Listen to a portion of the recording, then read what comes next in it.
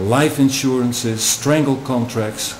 Lots of people, they have invested money in the stock exchange, and since the stock exchange has been manipulated by, let's say, the big corporations and bad management, stock exchange price has dropped dramatically, but in the meantime you still have to pay your contribution every month. And is there a way out of it? Corporate governance is worldwide an important issue. The Commission on corporate governance everywhere, they try to make this bridge between the added value to the shareholders and the salaries the board members are making nowadays. And this is the final one from the newspaper again: public transport on strike. Of course, you have to study labor law in order to understand all the conditions under which people can go on strike. So this is just one day in the newspaper, and as you have seen, there are so many issues.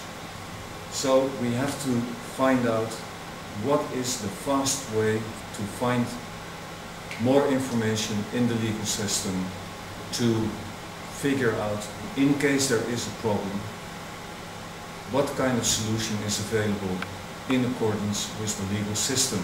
And therefore we have to understand the legal system.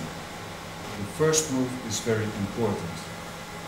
When you compare the job of a lawyer with the job of a general practitioner or a physician, there are lots of parallels. Like a patient is coming to see the doctor with a story, and then the doctor has to make a diagnosis.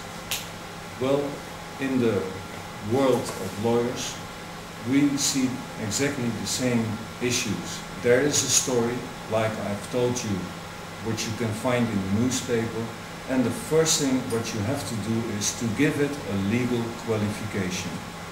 And once you have made the legal qualification, then it's easier to find a solution, like a doctor is looking up in his medicine book what kind of treatment could be positive for the patient.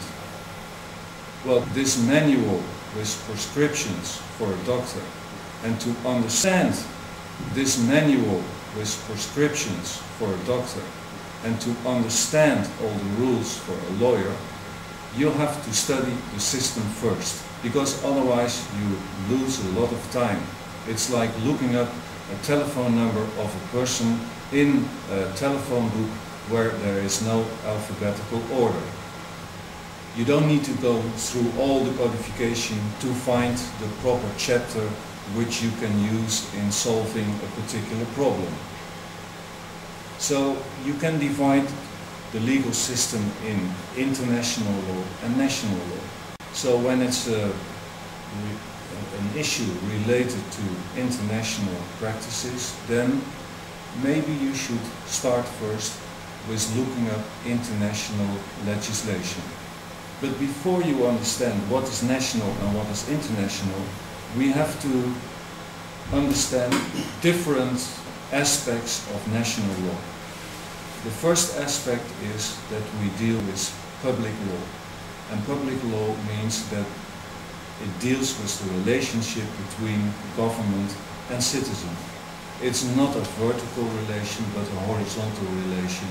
In the old days, the government could tell the people what to do, but now the people, they have a much stronger position, and therefore we use a horizontal relationship. Like I told you, states, public law, cannot do anything without the support of companies, but companies can nothing do without the support of the state. Therefore, in the Continental Codification, there are specially sections made for the relationship between citizens. For business students, contract law and company law are of course very important.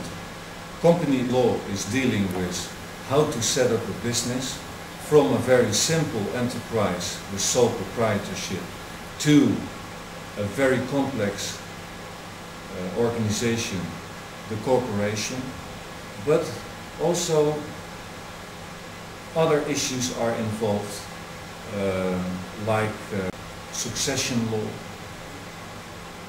like family law, like labor law. There's a long list of issues which are covered under the private law. But worldwide we have to deal with lots of legal systems which are not compatible.